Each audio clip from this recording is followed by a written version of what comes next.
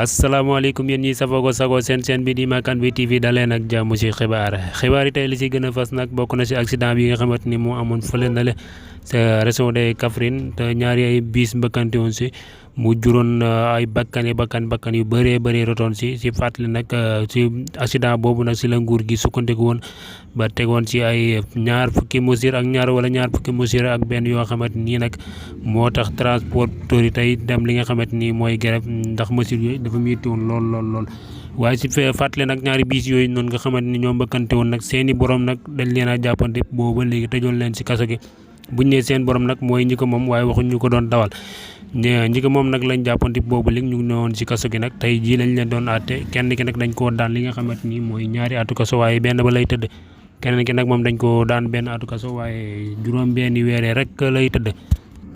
leneen la ci topp ci xibaar nag mooy diggante ki nga xamante ni mooy Ousmane Sonko ko Adji Sarr ñoom ñaar nag tey doyen des juges nag tey dafa sàkku ki nga xamante ni mooy Ousmane Sonko ak ki nga xamante ni mooy Ndeye Khady Ndiaye borom salon Sweet Beauté ñu dalee naa convoqué waat waaye pour ñu dajewaat def face to face jàkkaarloog juge bi mais nag xamuñu ba léegi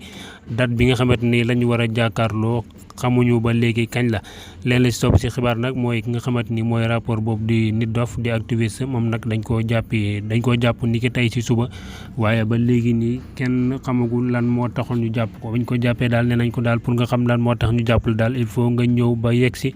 pour ñu doog laa wax lan moo tax ñu jàpp la. jërë ngeen jëf mbokk yi nga xamante yéen safoo ko safoo seen bi di Makane bi TV di fi taatoo ay xibaar ñu ngi leen di jox dig daje ba si beneen vidéo incha allah jërë ngeen jëf.